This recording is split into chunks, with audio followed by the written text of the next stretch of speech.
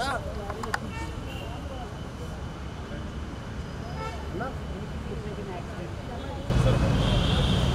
तेलंगाना अमरवीरुలకు जोहार जोहार जोहार तेलंगाना अमरवीरुలకు जोहार जोहार जोहार तेलंगाना अमरवीरुలకు जोहार जोहार जोहार तेलंगाना अमरवीरुలకు जोहार जोहार जय तेलंगाना जय तेलंगाना जय तेलंगाना जय तेलंगाना जय तेलंगाना जय तेलंगाना जोहार तेलंगाना अमरवीरुలకు जोहार जोहार जोहार तेलंगाना अमरवीरुలకు जोहार जोहार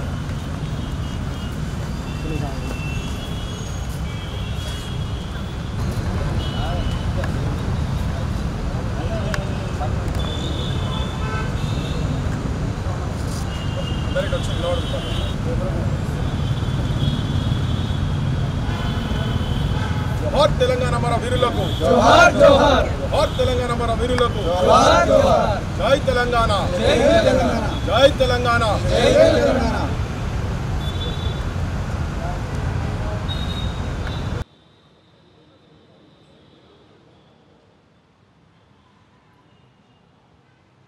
తెలంగాణ ప్రత్యేక రాష్ట్ర ఉద్యమంలో 69 ఉద్యమంలో 369 మంది చనిపోయినరు. రావణ కాష్టం ఆగకుంటనే మళ్ళా మొన్న మలిదశ తెలంగాణ ఉద్యమంలో నేను చెప్పుడు కాదు కేసీఆర్ గత ముఖ్యమంత్రి అసెంబ్లీనే చెప్పిండు 1200 మంది చనిపోయిండ్రని చెప్పిండ్రు. ఈ ప్రభుత్వం కూడా ఇప్పుడున్నటువంటి ముఖ్యమంత్రి కూడా తన ఆపోజిషన్లో ఉన్నప్పుడు కూడా అదే మాట చెప్పిండు 1200 మంది చనిపోయినరు. కానీ చనిపోయిన కుటుంబాలలో కేవలం ఒక 550 మందికి మాత్రమే ప్రభుత్వం నుంచి ఇవ్వాల్సినటువంటి ఏదైతే ఇంటికి ఒక నౌకరీ, వాళ్ళ పిల్లలకు ఎంత చదువుతంత చదువు ఉచితంగా ప్లస్ వాళ్ళకు కొంత జాగా ఇచ్చుడు, ఇవన్నీ వాళ్ళు జీవో 80 ప్రకారంగా గత ప్రభుత్వం రిలీజ్ చేసింది.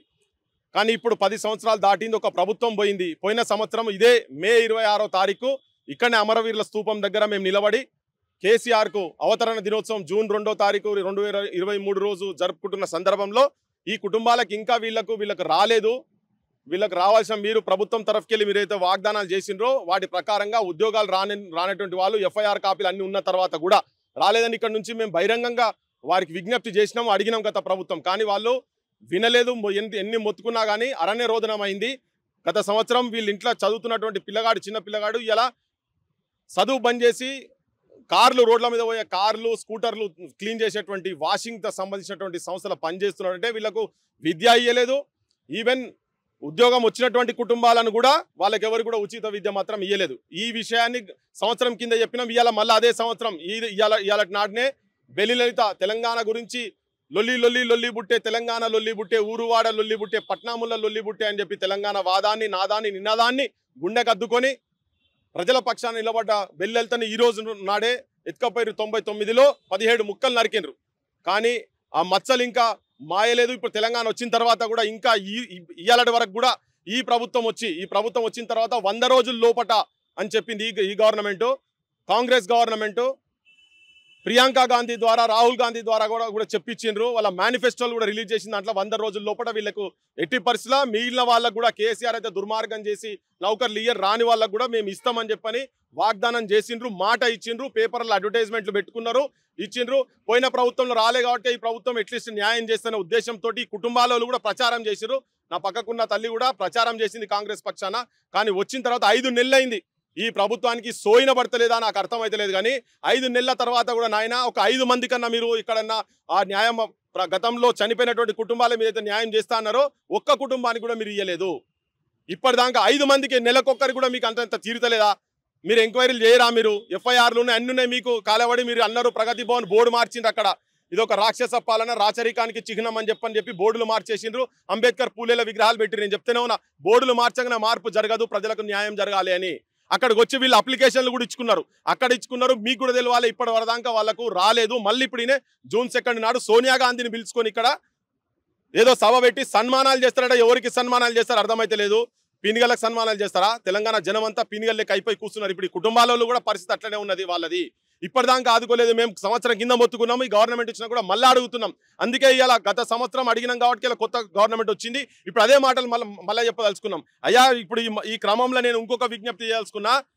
ఇగో మీ ఉద్యమాలలో ఉండి కూడా కోదండరామ్ గారు మీకు ఎమ్మెల్సీ సీట్లు కావాలన్నా, మీకు మంత్రి పదవులు కావాలి, మీకు వీటి చుట్టూ తిరుగుకుంటూ కూర్చున్నారు. మీరు బంద్ చేయరు, మీరు ఇవన్నీ బంద్ చేయరు.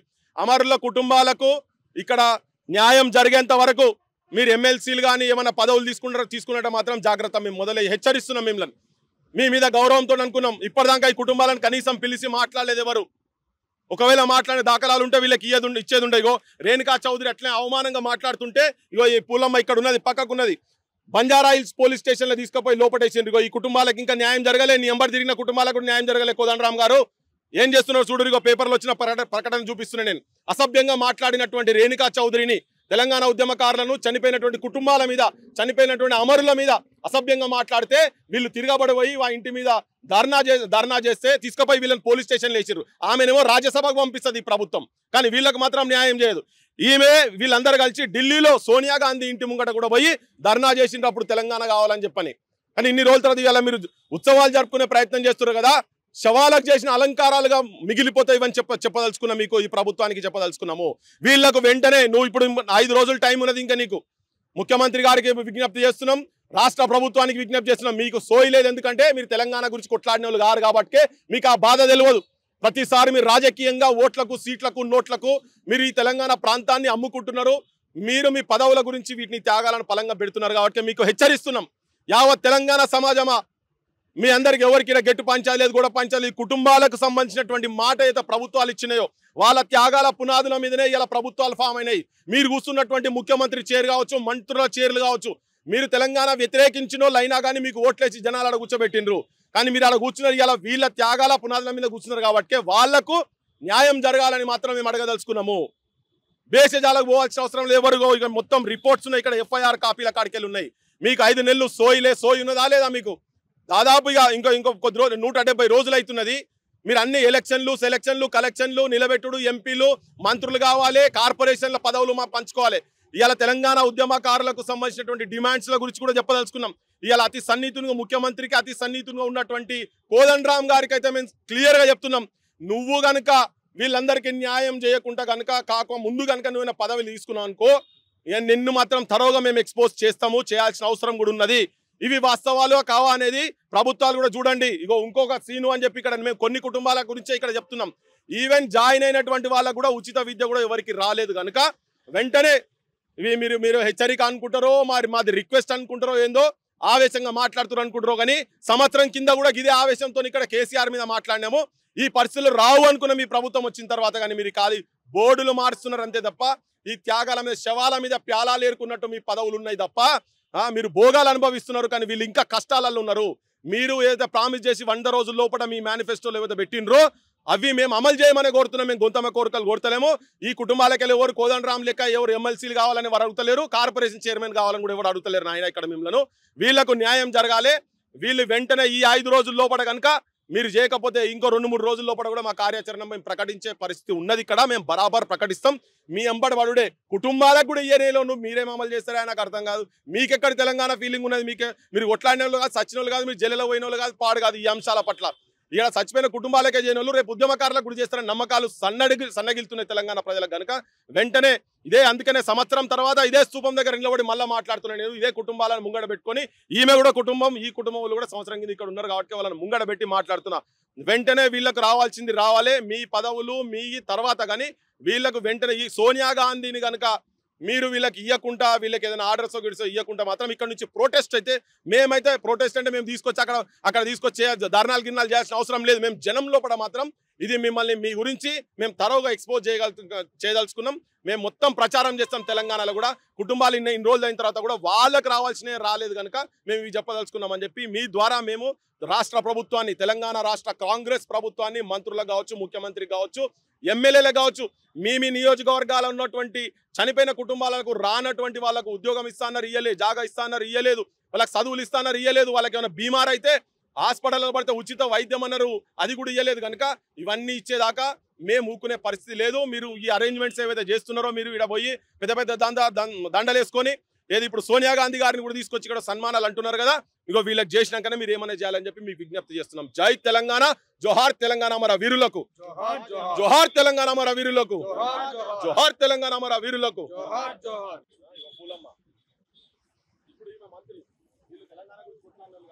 రాజశేఖర రెడ్డి ఎంబడి తిరిగిన వాళ్ళు అయినా సరే తెలంగాణ ప్రజలు ఇలా ఓట్లేసిండ్రు. ప్రజలు ఓట్లేసి నేను ఎమ్మెల్యేలు చేస్తే మంత్రి అయింది. ఇప్పుడు తన ఇప్పటిదాకా మంత్రి అయిన తర్వాత వరంగల్కి వెళ్ళి గన్పూర్ కాడికి వెళ్ళి బహుశా నేను అనుకుంటా ఆమె కొన్ని వందల సార్లు హైదరాబాద్కి వచ్చిపోయి ఉంటది. ఈ కుటుంబం దాటి ఇల్లు దాటి ఒక్కసారన్నా కొండా సురేఖ గారికి కనీసం ఈ పూలమ్మ ఇల్లు నేను చచ్చిపోయినప్పుడు వాళ్ళ ఇంటికాడికి పోయినా కదా అని చెప్పని కనీసం నీకు జ్ఞాపకం కూడా లేదు కదా, మీకు అయితే లేదు, జ్ఞాపకం కూడా లేదు. ఇగో ఇక్కడ చూడండి, ఇగో ఈ బొమ్మ వీళ్ళ ఇంటికి పోయింది, పూలమ్మ ఇంటికి, కొమరయ్య గారి ఇంటికి పూలమ్మ పోయి పరామర్శించింది. ఆ ఫోటోలు మేము దించినాయి కాదు, ఇప్పుడు పత్రికలలో వచ్చిన బాపతియే.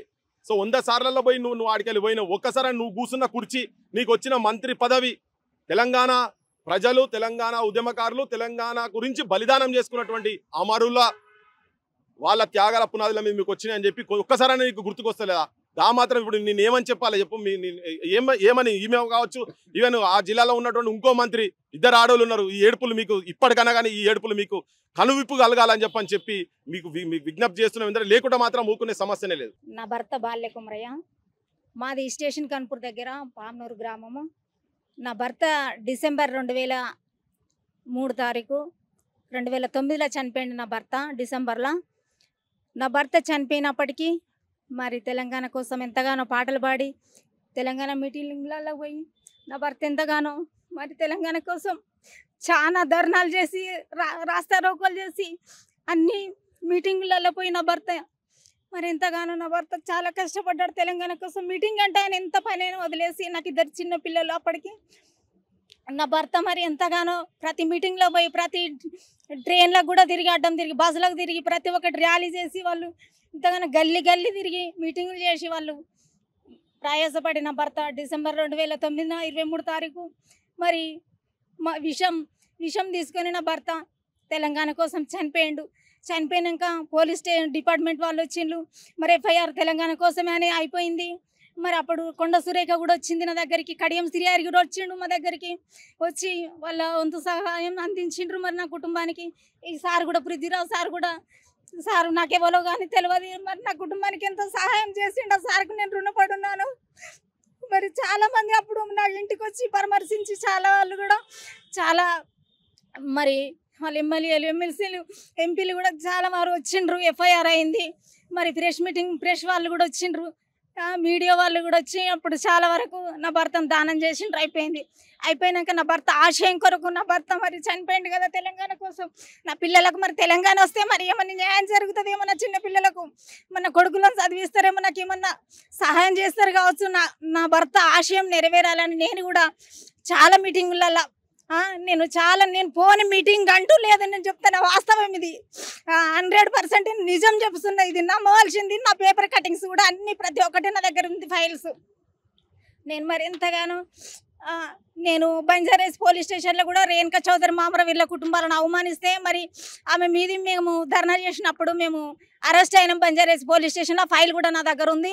మరి నేను ఎంతగానో నేను మాట్లాడని న్యూస్ లేదు, నేను మాట్లాడని ప్రెస్ మీటింగ్ లేదు, నేను మాట్లాడని టీవీ ఛానల్ కూడా లేదు ఇప్పటికి ప్రతి ఒక్కటి నా దగ్గర ఫైల్స్ ఉంది, నేను చూపెడతాను. మరి నా భర్త చనిపోయినప్పటికీ తన ఆశయం కొరకు తెలంగాణ రావాలి, నా తెలంగాణ వస్తే కూడా విద్యార్థులకు, ప్రతి ఒక్క కుటుంబానికి, ప్రతి ఒక్క కుటుంబంలో ఉన్న యవనస్తులకు కూడా ఉద్యోగాలు వస్తే నా తెలంగాణ బాగుపడుతుంది, నా తెలంగాణ డెవలప్ అవుతుందని, అనేక రాష్ట్రాలు మరి దేశాలు బాగుపడతాను, మా తెలంగాణ వస్తే బాగుపడుతుందేమో అని నేను ఆంధ్ర రాష్ట్రం పోవాలి, తెలంగాణ రాష్ట్రం రావాలి, నా భర్త ఆశయం నెరవేరాలి. నేను కూడా ఎక్కడికైనా సిద్ధంగా, నా పిల్లల్ని పట్టుకొని, నా చిన్న కొడుకుని పట్టుకొని నేను ఢిల్లీ దాకా కూడా వెళ్ళడం జరిగింది. పట్యాల కోట్ల మరి సోనియా గాంధీ కూడా అప్పుడు ఆంధ్ర ప్రభుత్వం కాబట్టి అప్పుడు కేసు వేయడం జరిగింది పట్యాల కోట్ల. మరి మా సోనియా గాంధీ మా తెలంగాణ ఇస్తావా ఇయ్యవా, లేకుంటే తెలంగాణ ఇవ్వకుంటే మాత్రము మరి నువ్వు ఎంతగానో మమ్మల్ని ఇబ్బంది పెడతావు, మా ఉసురు దాకుతుంది, ఇంకెంతమంది తిట్టవని నేను అక్కడ ఫస్ట్ ఫైల్ మీద సంతకం నాదే ఉంటుంది పట్యాల కోట్ల కేసులో. అక్కడికి 12 మంది పోయి మరి ఢిల్లీలో సోనియా గాంధీ మీద కేసు వేయడం జరిగింది. ఆ పేపర్ కటింగ్స్ కూడా నా దగ్గర ఉంది, ఫైల్ మొత్తం ఉంది అది. మరి వేసినాము. నేను గల్లీలో పెట్టి తెలంగాణ వచ్చి అంతవరకు 2000 డిసెంబర్ 9 నుంచి ఇప్పటి వరకు నేను మాట్లాడుతూనే ఉన్న న్యూసులల్లా. మరి కేసీఆర్ కూడా మాకు కొన్ని కుటుంబాలకు ఇచ్చిండు, కొందరిని పక్కకు పెట్టేసిండు, ఆయన చేతులు దులుపుకున్నాడు, మా ఉసురు దాకా ఆయన పోయిండు, అయిపోయింది. మరి ఇప్పుడు కూడా మేము గల్లీ తిరిగి మరి ఇప్పుడు మీరు మాకు మాట ఇచ్చిండ్రు, మరి 6 గ్యారెంటీలలో కూడా మీకు 100 రోజులలోనే మీకు న్యాయం చేస్తామమ్మా, మీ కుటుంబాల వాళ్ళని ముందు పెడతా, ప్రతిదానికి మీ కుటుంబాలను నేను ఆదుకుంటాను మీరు మాట ఇచ్చిండ్రు. మిమ్మల్ని మేము నా ఊర్లో నేను 100 ఓట్లు వేయించిన నేను కాంగ్రెస్ ప్రభుత్వానికి. 100 ఓట్లు వేయించిన. అప్పటి నుండి ఇప్పటి వరకు నేను మాట్లాడని ఛానల్ లేదు, నేను మాట్లాడిన న్యూస్ లేదు, ప్రెస్ మీటింగ్ లేదు. నేను ఇదే గన్ పార్క్ కాడికి నేను 100 సార్లు వచ్చిన కావచ్చు. 2009 నుంచి ఇప్పటి వరకు వస్తూనే ఉన్నా. నా కుటుంబానికి, నాకు, నా పిల్లలకైతే ఎలాంటి న్యాయం జరగలేదు చెప్తున్నా. రేవంత్ రెడ్డి సార్, మీరు ఒక అధికారంలో ఉన్నారు. నేను చెప్తున్నా, నేను ఈ మీడియా ద్వారా మీకు తెలుపుతున్నాను, దయచేసి ఇప్పుడు మా కుటుంబాలను గుర్తించి నా కుటుంబానికి, నా పిల్లలకు, రాని కుటుంబాలకు కూడా మా కుటుంబాలందరినీ నువ్వు ముందు పెట్టి మాకు న్యాయం చేయాలని మిమ్మల్ని, మాకు ఎక్కువ ఆశలేం లేవు సార్. మరి మేము తిరిగి విసిగిపోయినా, నేను తిరగలేదు. ఇక చాలా వరకు చాలా ఇబ్బంది ఉంది నా పరిస్థితి. ఇప్పటి వరకు కూడా నా తిరుగుడు తప్పలేదు. ఎంతవరకు నేను అసలు పోనీ మీటింగ్ అంటూ లేదు, నేను మాట్లాడే న్యూస్ అంటూ లేదు. కొందరికి ఇచ్చి చేతులు తిప్పుకున్నాడు కేసీఆర్. ఇప్పటి వరకన్నా మీరు గుర్తించి మాకు, మా రాని కుటుంబాల వాళ్ళకి న్యాయం చేయాలి. నేను ఇదే స్తూపం కాడికి 100 సార్లు వచ్చిన కావచ్చు, 100 సార్లు మీటింగ్లు జరిగిన న్యూస్ మాట్లాడినా. నేను మాట్లాడను మీటింగ్ అంటూ లేదు, నేను మాట్లాడను పేపర్ అంటూ లేదు, టీవీ అంటూ లేదు సార్. ఇప్పుడు మా కుటుంబాలకు ఆశలు ఏమి లేవు సారు. నువ్వు ఒక ఇల్లు మాకు మీరే ఇస్తా అన్నారు, 25 గజాల జాగా, 225 గజాల జాగిస్తా అన్నారు, పింఛన్ ఇస్తా అన్నారు, మీ నోట మీరే అన్నారు. కుటుంబాల వాళ్ళని నేను ఆదుకుంటాను మీరు మాట ఇచ్చింది సారు.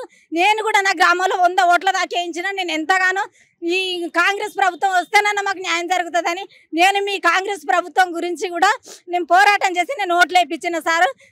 మీరు మా కుటుంబాల వాళ్ళకి, నాకు, మా అందరికి కూడా మా పిల్లలకు న్యాయం చేయాలి. మా పిల్లలకు చదవంటూ లేక ఇబ్బందిగా నేను కష్టపడి చదివించిన 10-12 వరకు. ఇక నా వల్ల కాక ఇంట్లో ఆర్థికంగా ఇబ్బంది అయినా కొడుకు పని చేస్తాడు ఇక్కడ, ఇదే హైదరాబాద్లో కార్ వాషింగ్ చేస్తున్నాడు. నా పిల్లలకి ఎటువంటి ఆధారం అందలేదు.